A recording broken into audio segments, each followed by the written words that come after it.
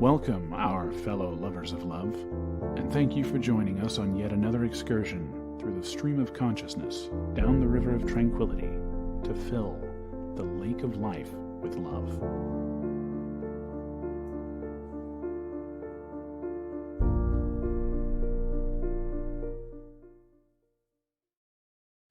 And good evening, Arv. It's always something with us, isn't it? We had the echo and I just fixed it, but still, it is what it is. Good evening. We are back here for another day. Lubby has weddings on the brain. Well, it's wedding season. Wedding season is almost here. Wedding season. There's no such thing as wedding season. Yes, there is. Oh, that's a marketing gimmick by the wedding industry. But It's in the spring. The spring. I think it's got more to do with when people are. There we go. Get us. There we go. That's better. Got a late start because somebody was late here this evening. Traffic was hell. Yeah, traffic on the way to work was horrendous, right? It was. From the bedroom, it was terrible. And the cat was in the way or something? Well, he was laying on me. So anyway, and so it's all thrown together as usual. It is what it is at this point. So we've got Lovey's got some talks about weddings, and it's wedding season and all that stuff. But first, I've been spending too much time on YouTube recently, apparently. Apparently. I don't have much time, so when I get home and relax, you clip on YouTube and stuff plays, right? Right. And I don't know how this stuff gets. I guess it's because I'm using the Late Night Love account. This is the account that's always just kind of on my YouTube for whatever I watch. And so it gets really strange because I'll mostly listen to music, but then, I watch some more documentaries and I do research for the show. So I end up doing all kinds of weird, playlist stuff. So I get really strange suggestions and things pop up. And what's been popping up recently is this thing, Just Pearly Things. I don't know, some woman from Chicago who lives in London who has a podcast where she brings on, I don't know, pretty crazy women and things to talk about relationship and what men want and all this kind of thing. And she has a point, and it's not just her. So I want to be clear. There's a bunch of these things out there. They got the Better Bachelor, and there's all kinds of relationship advice. And they're all giving very bad advice. They claim to be giving good advice, but it's the same problem as what they're complaining about, essentially. They've got this strange, overly narrow view of the world that, men and women are this universal thing rather than the wonderfully colorful individuals that we are. And they start talking about things like body counts, how many people you've slept with over the years. Only young people care about that stuff. What do you do? These are mature women. Yeah, these are mature people talking about. Well, maybe if you're gonna have a smoke out and you're just shooting his shit, but I don't know if I'd go talking about that to the public.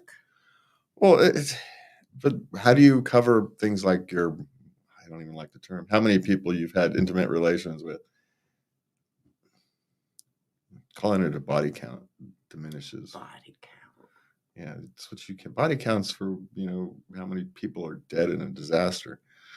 It's not a term you should use with how many people you've had relations with. And maybe if you have a high number, maybe you're not making the world's best choices for your long-term future. Hey, I get having a year or two of fun and then settling down and, you sow your wild oats, whatever, and knock yourselves out, whatever you are. I'm not one to complain.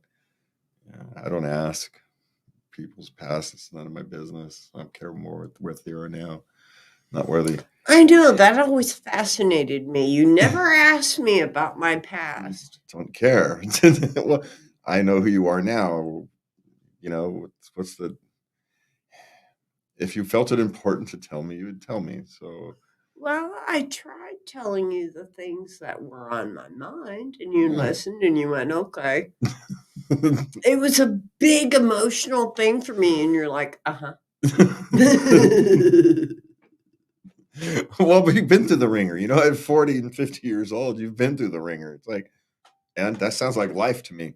It just sounds like you've lived a rough life. So is mine. It's like, I don't want to dwell on mine either. So let's just move forward from where we are, right? That's kind of, you reach a point in your life where that is what you look for, rather than having all this worrisome stuff about things that when you're 40 and 50 only matter because it's part of the foundation of who you are. It's made those experiences, good, bad, or indifferent, they make you who you are later on. Some of these people, they're 25, they're saying and doing outrageous things. Well, how many people said and did outrageous things up until their 20s, mid-20s? It's just like, yeah, welcome to the club. There's nothing new under the sun. But we're acting like it's nothing new under the sun. But what really annoys me about these conversations is they have these blanket conversations. Like, what do men want? Oh, well, you got to ask each individual male. Each one is different. I mean, yeah, we all have some But general. there's some basics. Yeah, but even those basics come with a caveat. Most men like, here we go. Here's a caveat for you. Yeah. Here's one. Most men like food. Is that saying the way to a man's heart is through his stomach is. Yeah, but would that work with me? No. See, but you don't have a food thing. Exactly. So my point is, we can throw out all the general crap we want, and we do. We talk in generalities here because you kind of have to at a point, but we talk about it in a way of acknowledging the fact that no, there's vast differences, and you actually have to discover what the person in front of you actually wants. Because we're terrible at stereotyping, which is that what is. Men, way to men's heart is their stomach. That's a stereotype. Yes. And it may work 70, 80% of the time, but it's not going to work 20. You have to be prepared for that. So, and it's the same thing with women. What do women want? Oh, who the hell knows? It's because each woman is different. And you have to find out what that woman wants, not what women want. But people generally want to be around people who make them feel better about themselves. And that's pretty much a general rule of thumb. People want to feel heard. They want to feel heard. They want to feel supported. It doesn't necessarily mean agreed with, but they want to feel heard, supported, and they want to feel safe. That's what people want. It's what the human animal wants. It doesn't matter what your gender may or may not be or is. None of that's relevant when fundamentally what every individual wants is the same thing. They want love. Genuine, true love. Not superficial. I pretend to love you. I pretend to care about you as long as you can do something for me. Genuine love. And that's what's missing in all those discussions. It's all superficial blabber. What you want is love. And in order to do that, you have to sacrifice yourself as an individual to the coupling. To a point. Because the other person doesn't want you to completely sacrifice yourself to the couple because they like you as an individual. That's why you're together. So it's a fine dance.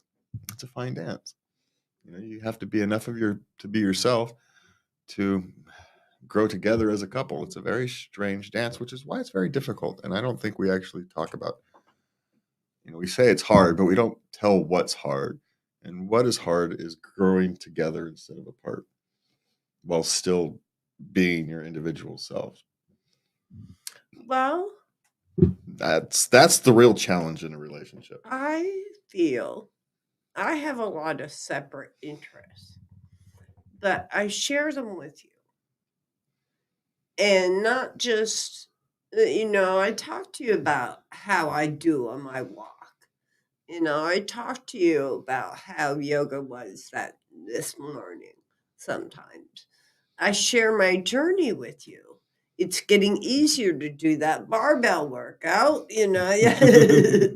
You know, and but these are my interests, and you care about them, and in in I wouldn't say exchange, but I am genuinely interested in your interests. What's going on with you? I'm busy in a one-legged man in a butt kicking contest right now. That's what's Well, on my I know, interest. but we check in all the time. Yeah, we make sure we spend time, and it's been hard because somebody goes to sleep really early, and I've been getting home really late, and so it doesn't. Yeah, that's been a little hard. I mean, it's a good thing I come home for lunch. To be honest, that's actually kind of a saving grace, right? Yes.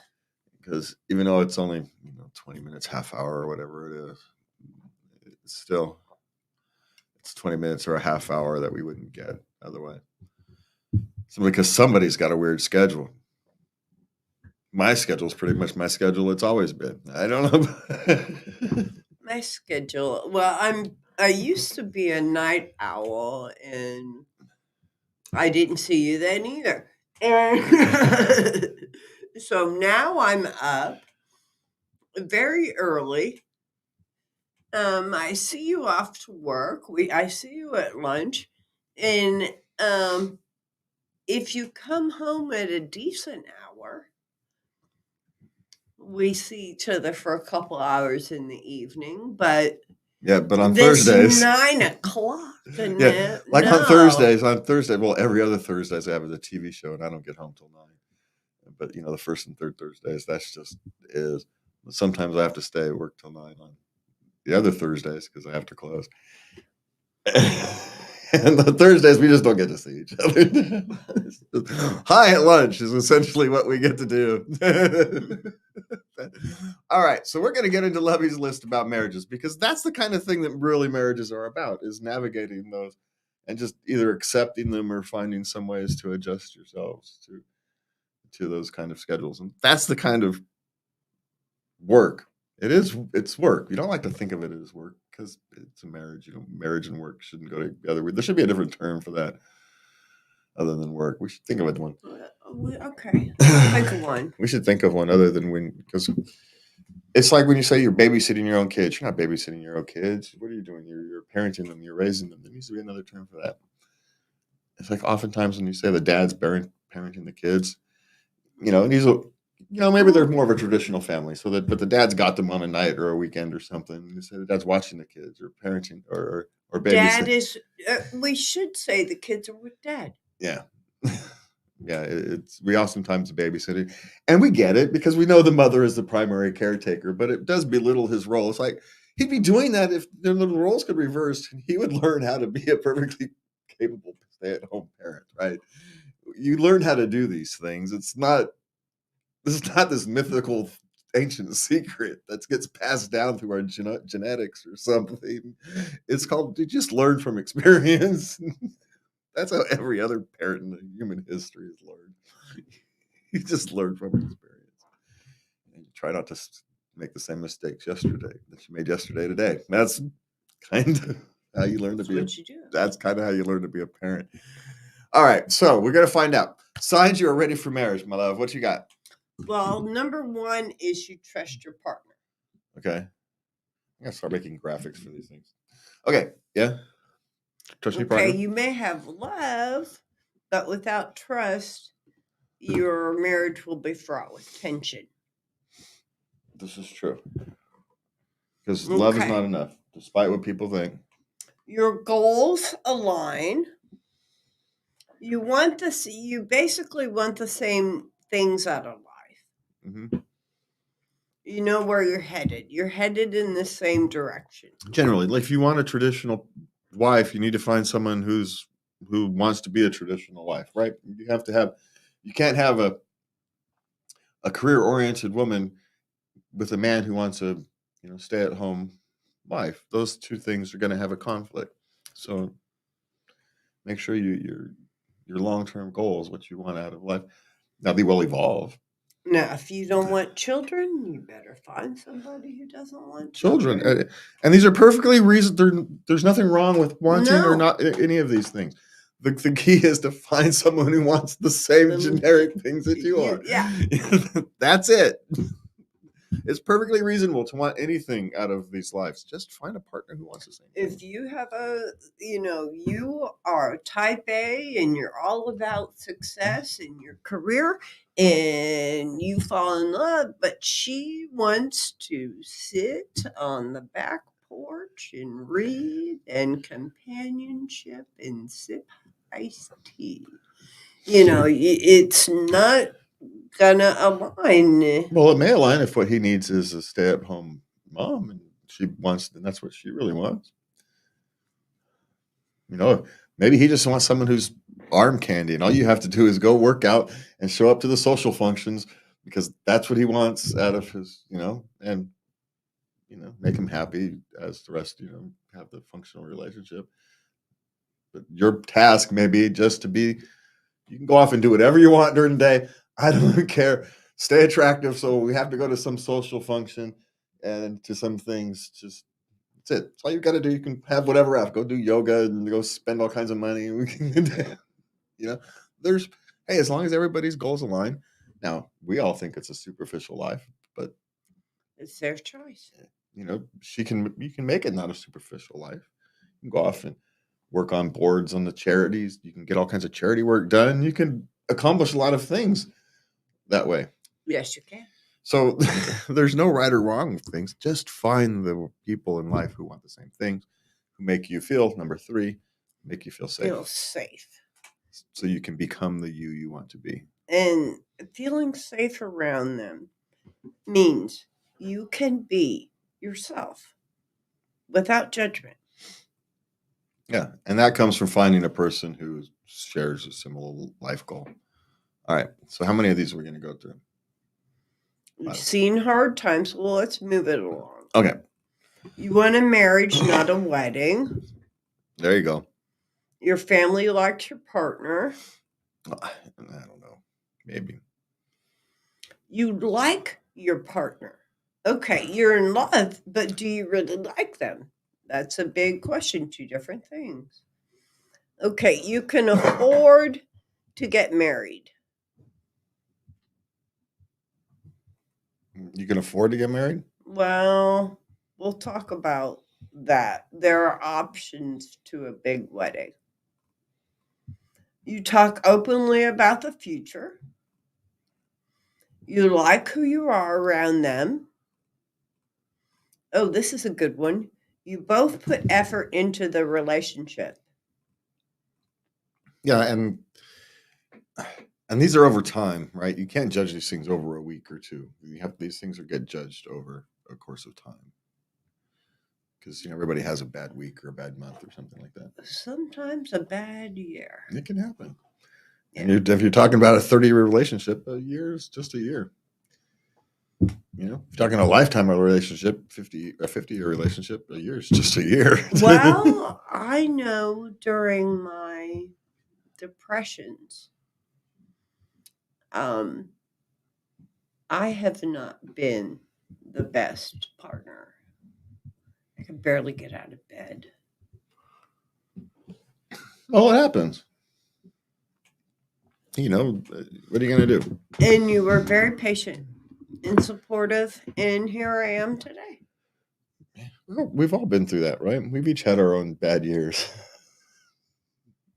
And we stand by each other. We get through them, and that's what merit. That's kind of the ebb and flow of life, love, and relationships, right? Yes. It never stops. Okay.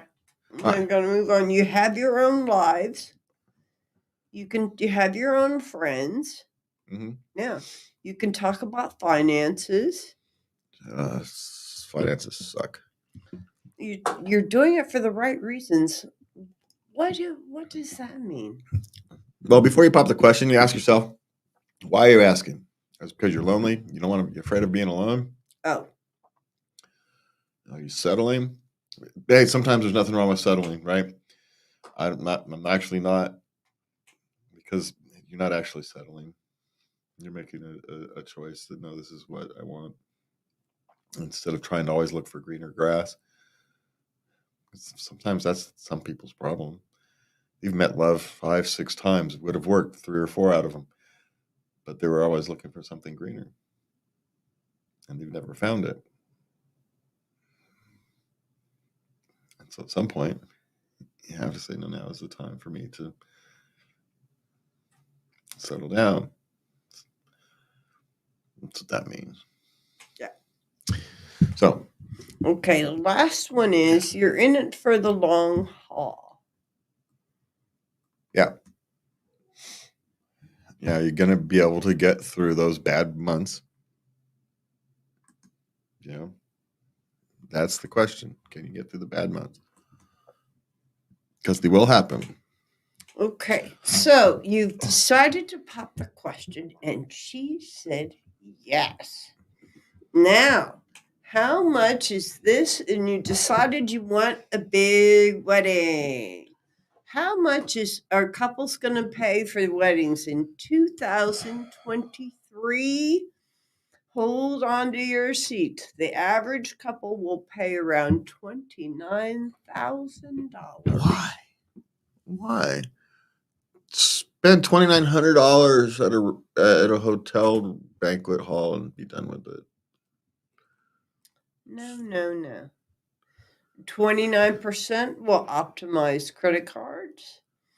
26% were saving for years.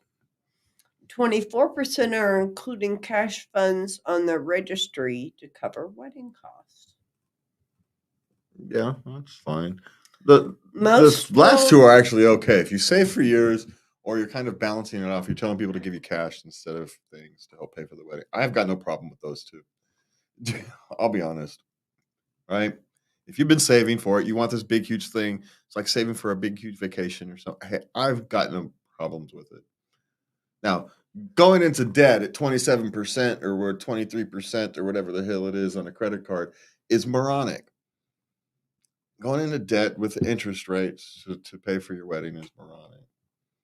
For a big wedding, you want to go do it. You want to go have an elope and spend 10 grand or something. Okay, fine. It's probably stupid, but fine. Well, it actually would depend on how many guests you're inviting. If you're inviting under 50 guests, you can get away with $15,000. 50 to 75, you're going to spend 18. 75 to 100, you got 22. 100 to 150, you got $31,000. And 150 to 200, you got 36. If you're going to pack them in and go for over 200, you're going to spend $40,000 and up. Well, I'm telling you what, we're going to Alaska. It's $12,000. If the average wedding cost, which means a lot of weddings, there's a lot of really cheap weddings in Alaska. So that's. I was just scrolling down by state. Well, you get married in New York City, it's going to cost you $43,000.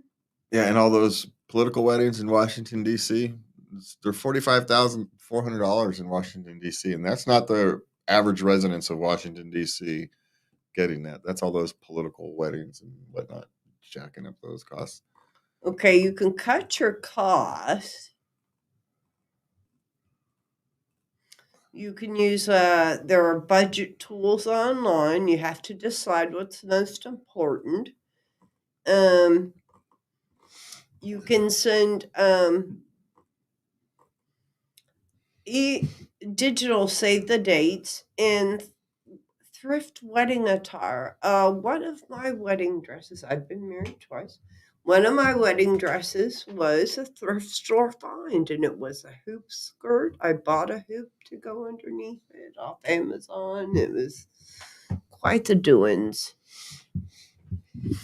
Apparently, a lot of couples today, over 80%, add personalized cash funds to their registry. That's what I would do. That's what they really need. They don't need pots and pans. They need cash. Just give them cash. Why do they need more pots and pans and glassware and stuff? Just give them cash. All right. So you've gone and done it. You're going to spend a boatload of cash. Where are you going to go? If you're going to go dead into a freakishly high load of debt to get married, which is, okay, fine. Just go all the way. Fine. Just go bananas, balls to the wall. Where are you going? You can go anywhere in the world. Where are you going to go? Where are you going to go? What are you going to do? The top 10 are Santorini, Greece. Sunsets are supposed to be spectacular. Bali, Indonesia, because of the natural beauty. Okay. Bali. Tuscany, Italy. Okay. Because it's so romantic, don't you know? Hawaii, of course. Yeah, Hawaii is a good one. At least for those of us in the United States. Fiji Islands. Okay, they're renowned for their beautiful beaches. Yeah. If you want a beach wedding, there you go. Paris, France. Ooh, spring, Paris wedding. Yeah, Paris is the first one that's not tropical, by the way. I kept a updated passport for years just in case someone would ask me to Paris.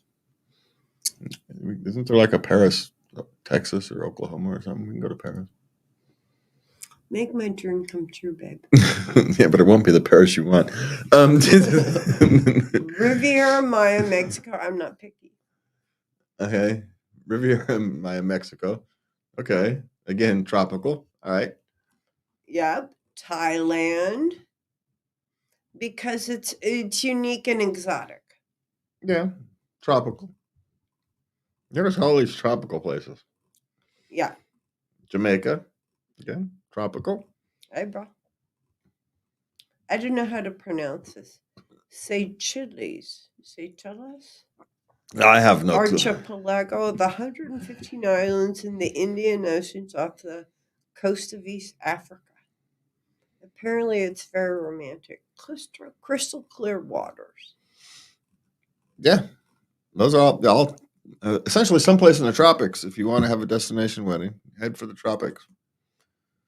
Is kind of the gist of those weddings. Okay, so you've taken a look at all the big wedding sites and you have decided you are just going to opt out. Yep, forget it all. No $15,000, $50,000 weddings for you. It's you, your spouse, and some justice of the peace or minister someplace. Right? What you gonna do? Maybe your parents, Yeah, who knows? The couple from the local bar. What are you gonna do? Okay, the first thing you need to do is to learn about a marriage waiting period in your state. Before you apply for a marriage license, you have a waiting period before you can.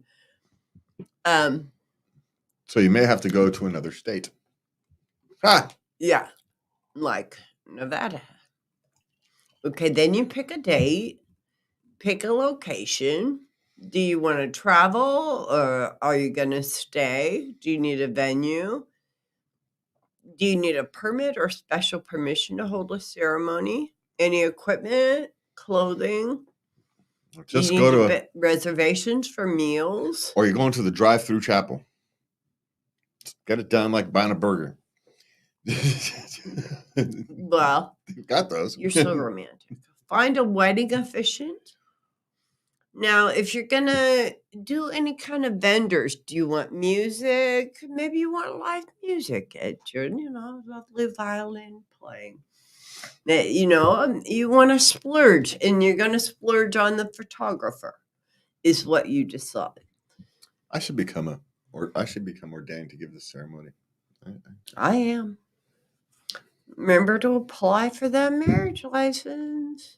We should do marriage ceremonies. I think we'd be good at that. Anyway, sorry, squirrel. That's pretty much it. Yeah, you don't have to. When you're eloping, the whole point of eloping is to stick to the kiss method.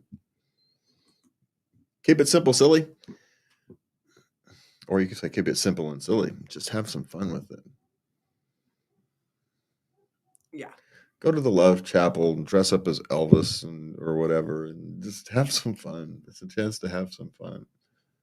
You can go overly romantic and go by yourself to the top of a mountain with just your official person as a witness, and you two take a couple pictures, and you've got memories forever. The ceremony is not really the important part of the marriage. It's the relationship that happens afterwards.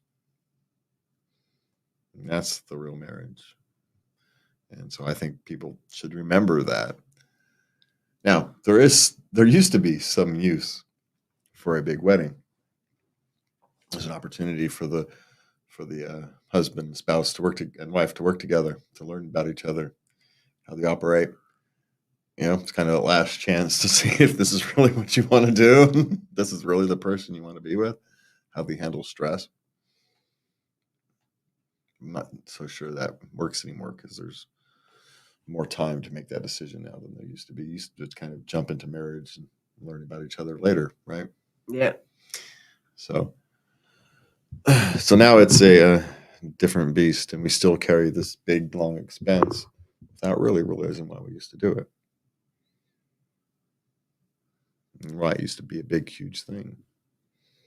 Of course, also in the old days, you could just go to a town and say, hey, we're married, and live together, and you were married. So, Yeah, you also could tell people, okay, that's it. We're divorced. I'm out of here. And that's it. That's it. You're out of there. You're divorced. So the government doesn't necessarily, the piece of paper isn't necessarily what makes the marriage. What makes the marriage is the commitment and the love. And that can be done just because, you are you. Okay, I didn't have an ending for that one. So. No, you did all right. Yeah, just kind of stumbled over it. All right, so now we get, what do we call, questions from the Levosphere. You love how the AI wrote this thing. I like that. Levosphere. Levosphere. Yes, we're going to jump in with relationship questions. Okay, let's get started. Okay. My 23 female friend, 30 male, is becoming very bitter towards women. I don't know how much more of this I can take. How do I help him? Well, stop trying to help him. But one, maybe you should try to understand where he's coming from. Maybe he's been abused. There's a lot of women who are bitter towards men. And if a man is bitter towards women, there's likely reasons. And so maybe you should empathize about the exact situation rather than generalize. Find out what's actually happening. If you want to actually help him, find out what's actually going on. But there's a lot of this, as we talked about earlier at the beginning of the show. There's a lot of this kind of men and women culture war going on. And the way we understand it is to listen and hear where the other person is coming from. Doesn't mean you agree with it. It means you actually have to hear it and accept it. That there's some grains of truth there. And then you can both move forward. So one, if you want to help them, you have to actually hear him and see what he's actually saying. Yeah. Okay. My 20 male ex-girlfriend, 20 female, wants to be friends again. Any suggestions on boundaries? Yeah, don't.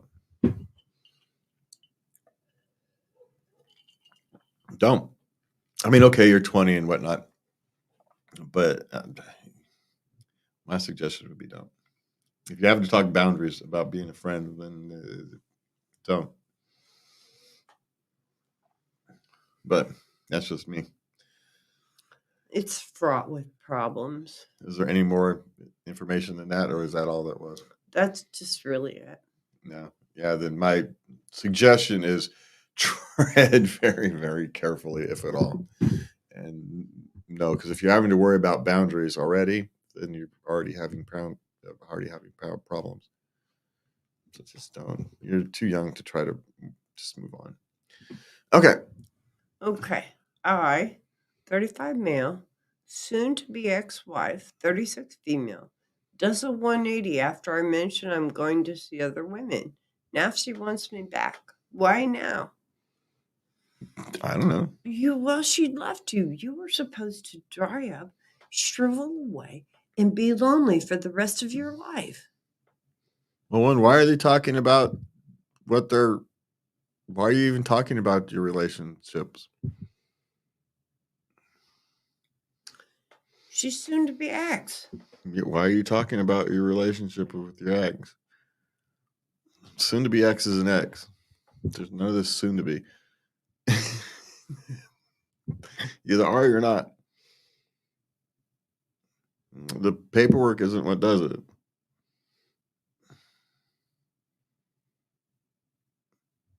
So the question is, why are you talking about what your future plans are? She's no longer part of them. Stop talking to her. Doesn't matter. Okay. She's going to be your ex for a reason. Remember that, and stop talking to her about your personal life. That's my suggestion. Make things easier. Yeah, just stop it. Just stop it. No, seriously, you're an ex for a reason, right? You guys split up for a reason. Remember that. So, okay. I, 20 female, told my boyfriend, 21 male, to get tested for STDs, but he keeps refusing just because I tested recently. He refuses to wear a condom. How do I make him get tested? Find a new boyfriend. Yeah, he's not respecting you. Yeah, that one's easy. Okay. I usually have more to say, but that one's just easy. Sometimes some of these answers are very short. That one is just, we got to get a table that's not so loud. I got to stop leaning on it. Yeah, that one's just, get a new boyfriend. So, okay, parenting. My 8-year-old figured out my Disney Plus pin and asked me about it. I changed it, but how do I keep her from figuring it out again? You don't. You teach them how to use it appropriately. She figured it out once, she can figure it out. So now it's not the place to have the battle. The place to have the battle is teaching her how to use it appropriately. You both will be better off in the long run because she'll learn judgment and control. So you can't put that genie back in the bottle, man. You're not going to do it. So, okay. Okay. Anyone else annoyed by how society does everything in its power to push candy onto our younger children? I don't think they do. Now we have a couple holidays. Halloween and Easter are kid holidays. I used to let my kids splurge on those days. But then it was back to norm, We had fruits and vegetables, ice cream sometimes at night, but not a lot of candy. But those are major kid holidays. You're not going to let your kid participate. Society other people offer all kinds of things all the time. It's your duty as a parent to teach your children judgment and control. The reality is, blaming society for offering these things isn't going to change the fact that you're still going to have to teach your children judgment and control. Stop blaming other people because you don't want to have to do the work of teaching your children judgment and control. I have a little patience for that kind of argument.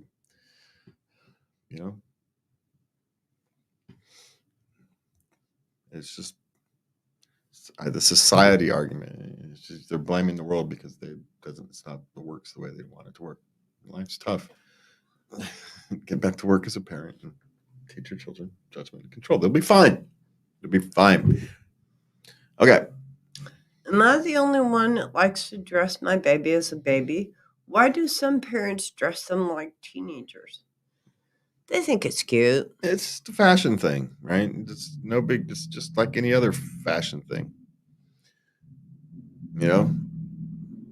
But I hear what you're saying. I like the little bonnets and ruffly pants and stuff like that. Well, you've seen them dress little babies up in suits and ties too, so it's it doesn't matter whether it's what they're dressed up in. They're adorable. Personally, I just put my kid in a onesie and be done with it. But I didn't. They're baby. They're just going to get it dirty and grow out of it. So sweats in a onesie. So, but that's me. So I don't know. Parents dress them how they feel like dressing them, and it's none of your flipping business, quite frankly. Okay. Okay, I'm going to clean this one up. I think it's so gosh darn inappropriate to people to say stuff like, you're going to have to fight the boys off this one in a few years.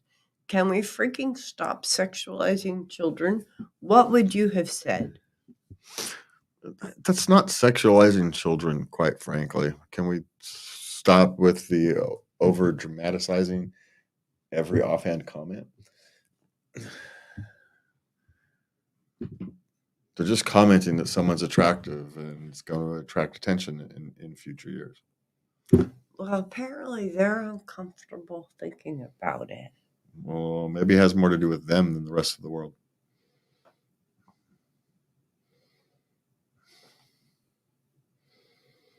If you're uncomfortable dealing with something as innocuous as someone commenting that child is going to be attractive when they're older, which is a coin flip to be true at best, right?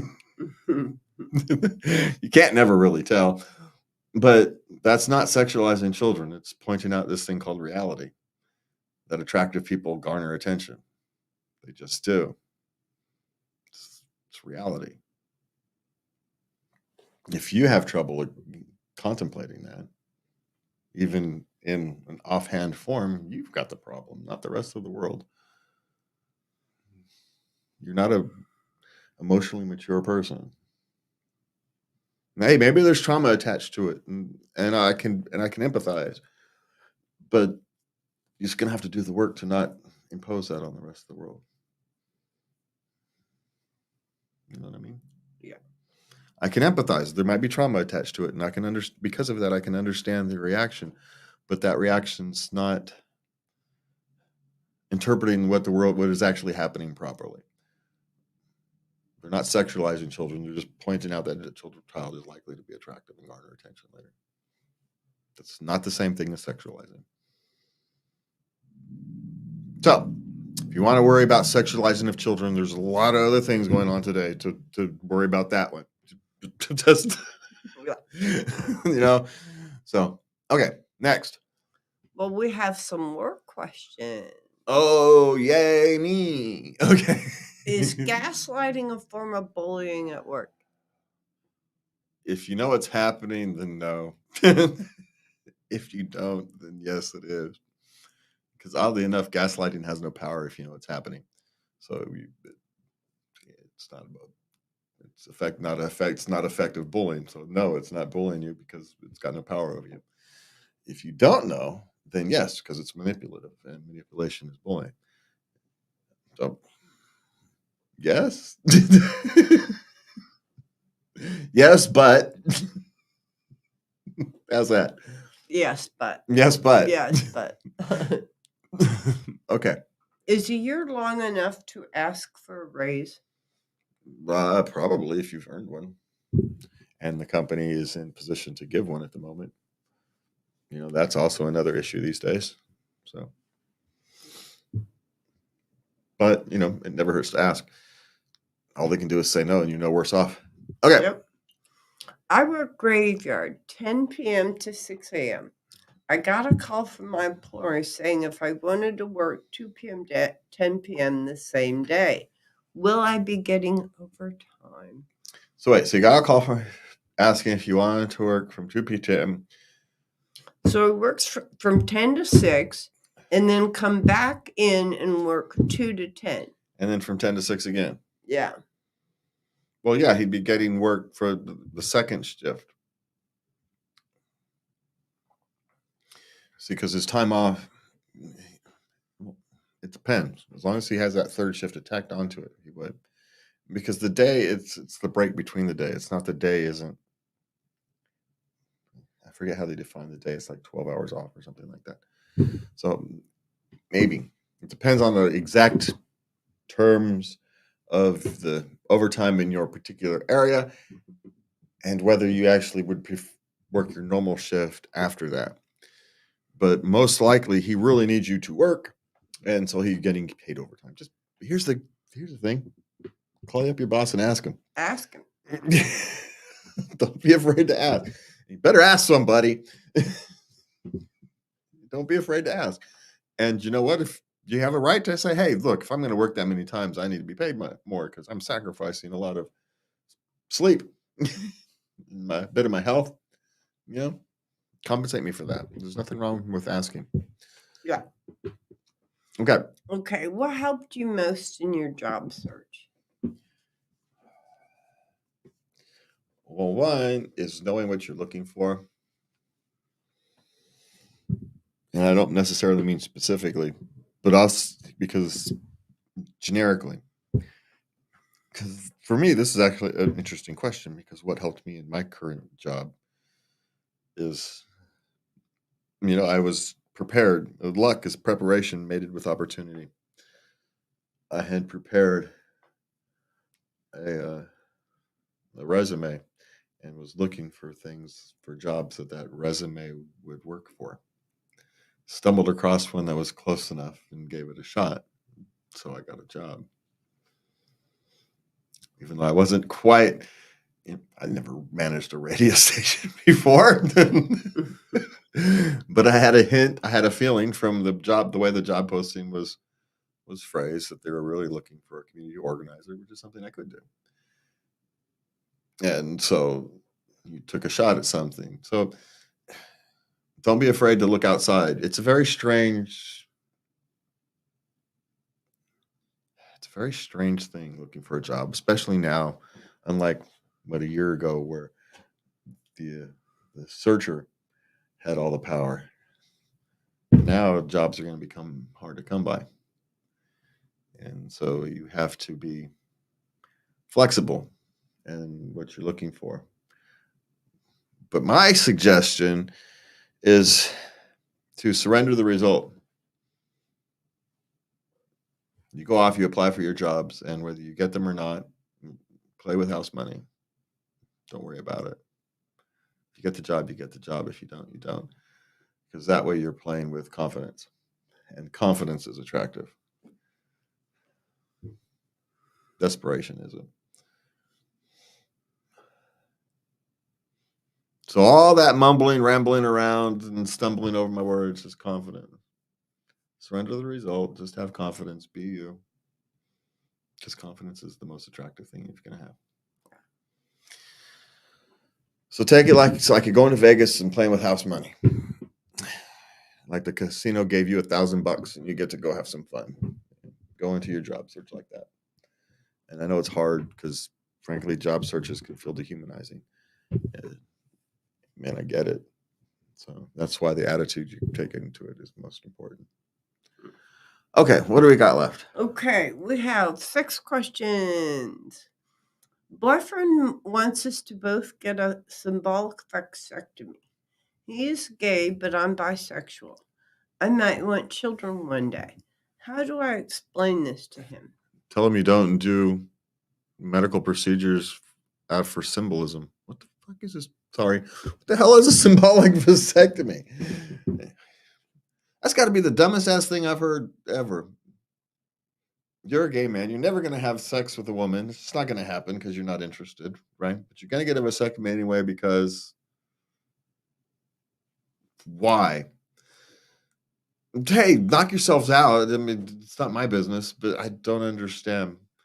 So what? You can virtue signal to the world that you're for birth control? You can just tell them. It literally does nothing except make you feel better about yourself for 5 minutes. Well, no, he wanted him to commit to their gay lifestyle. That's the dumbest ass thing I've ever heard. That's someone who's insecure. You should be really careful about having a long-term relationship with someone who's that insecure. It's that type of symbolic gesture. You're going to have to mutilate yourself, even however minor it is, to prove to me that you love me. That's some twisted stuff. It's not like putting a ring on your finger or even getting a tattoo. Yeah, can't you just get a tattoo? I'd just be careful. But, I'm also going to, there may be an underlying point. You might want children one day. So you may not be fully committed to a relationship with this person. At least from a lifetime perspective. Yeah. Which is fine as long as you both understand and accept it. Be honest.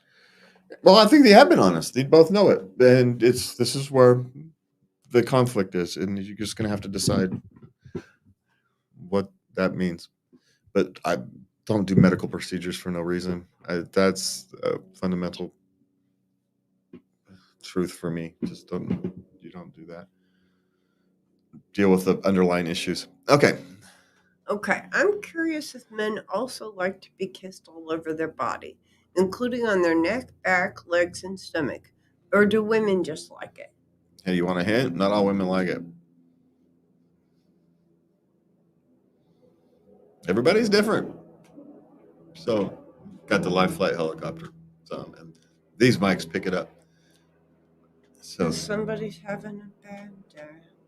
Yeah. So we don't complain about the live flight helicopter. We just kind of sit here and wait for it to pass. And yeah, we'd quietly wait for it to pass, but silence doesn't work on podcasts and radio shows and stuff. So we just kind of talk our way through it a little bit, so you guys can make sure when we get back to the. Okay, that's good.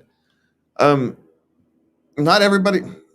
Now we're just gonna have to deal with it. Okay, not everybody likes the same kind of intimacy, and so we need to kind of drop those preconceptions. It's not a bad one when approaching, intimate relationships with a new woman. That hey, those are good generalities, right? It's not a bad place to start, but realize that not all women like to be kissed on their legs. They might like their neck or their back, but they don't like their legs, or vice versa, or whatever. Right? Everybody has their own combinations, so we say. Yes. At the life flight, or is that the ghetto bird? I don't know. Might be the ghetto bird. Well, the ghetto bird's usually thumpier. That's true. The ghetto bird's like the old Hueys. It sounds, kind of like you're in Vietnam. Anyway, okay. Okay. Guy I'm interested in doesn't want to have sex with me, but ordered a custom sex doll that looks exactly like me. I'm confused. What's going on? I don't have enough information on this one to tell you. I do find it both creepy and funny at the same time, and I'm not sure about that. In some ways, he's respecting the fact he doesn't want sex to ruin the relationship, or he's sexually inexperienced and doesn't really know what he's doing, but at the same time likes you, clearly. I don't know. Did you ask them? Is there the question? No, she didn't ask. She didn't ask? Well, now. Well, I found it interesting that she got to see the doll. So this is just one of these times where you're going to have to. Now, how you ask this question is actually more important than the question, because you could ask this in a way that's going to put him on a defensive, and you're never going to get a real answer. He's going to just get defensive and bottle up. And so you need to start this. Hey, I need to understand something. Can you help me? Right? Then it's about you, not about him. I'm interested in you. I would like to get intimate with you. Say it in your way. right? But you don't want to, but yet you have this doll that you want to get, that I'm assuming you would like to get intimate. Could you just help me wrap my head around this? It'll be an embarrassing conversation, but the relationship will either get very deep and you'll reach a new level of a relationship, and or your relationship will find that it's not a relationship and it's time to move on. But it's my guess is that if she hasn't walked away because she's seen the doll, then there's something to this relationship, and your relationship has the chance to actually get deeper. You actually get to a chance to actually get to know somebody at a fundamental level. There may be trauma involved here. Anytime something weird like this, I always think there's some goofy trauma and stuff is coming out sideways. and you're having an opportunity here to understand, gives an understanding to somebody that has looking for someone to help him understand this. He probably doesn't understand it as well until he gets a chance to have to explain it to somebody, and without rejection. And she hasn't rejected him, which is a wonderful gift. But he has to reciprocate that gift in a sense by explaining to you what the hell is going on. But don't approach it like that with what the hell is going on. Approach it like, I don't understand. I'm confused. And maybe I'm a little hurt because I want some intimacy from you, and you're going to give it to me some of a doll, but don't want to explain to it that way. But you may want to explain that you're a little hurt at some point. And I think maybe the second part of the conversation, don't lead with that, but reserve that for another part of the conversation. Because I think there's some of that in there. Yeah. She's feeling a little hurt, a little rejected. And it's probably not what he means. He's probably actually trying to be very respectful to you in his own warped way. Something's coming out sideways, right? There's some interpretation that's not right. And there's an opportunity to correct it. Well, maybe he just thinks he was raised in a reserved household and he feels it's dirty or something. But a sex doll, but getting at a sex doll, there's like I said, there's something sideways, and that usually comes from trauma. So you have an opportunity to have your relationship reach the next level. So that's what I would contemplate. Okay. Last question. Shaking when you orgasm. Is this normal? Oh. Yeah, well, it depends on the person, but yeah, it happens. It's not out of the Bon realm. appetit. Yeah, it's not out of the realm of abnormalcy. No. Lots of things happen to various people when they orgasm. It's just what it is. Some people fart. Some people make really stupid faces. It just is. I don't think we should be judged by our sex faces. Just saying, man. So it is what it is. Yes, I suppose enjoy it if you find them pleasurable. If you don't, well, what are you going to do about that? I don't know. Not have so many orgasms. That's kind of over the top. I would just learn to accept it. It's not a big deal. If you're worried about a future partner, personally, I always took it as a compliment if my partner was shaking like bacon after I'm done. Well, maybe, but it could also be a sign that you went too far. Oh, system overload. If your system gets overloaded, that's not a good sign. So maybe it's a sign. So it depends how. Again, how is overloading the system not a good thing? Bring it on. It's not always pleasurable. Oh. Just saying, there comes a time where the system overload isn't pleasurable. So, hey, like I said, everybody's got their own lines, right? That's the wonderful, beautiful world of humanity, human sexuality, and all that. And so, I enjoy it, but find where you're at. What is it? Don't go chasing waterfalls, right? That's the song. Stick to what makes you happy. Stick to where you're comfortable. And you got to find that. And finding that when you're young is what happens. And then you settle down and into a mature adult life. And God, I can't believe I'm saying that, but it is what it is. And there's kind of a pattern to things, and you like what you like, and that's what you do. And if you're young and you're out there and you're going through all these things, and society's sending you mixed messages that they care about how many people you slept with and that they don't care about how many people you slept with at the same time, we understand that both are true. Some people care, some people don't. And what's happening is you're finding out which people you're compatible with and which ones you're not, and at least in a relationship way. It doesn't matter if somebody who you're not going to spend the rest of your life with thinks your sexual past is immoral or wrong or whatever. It's not relevant. You weren't going to spend your time with them anyway. They weren't compatible for you anyway. So don't worry about it. Spend the time with people who are compatible with you. Worry about the people who are compatible with you.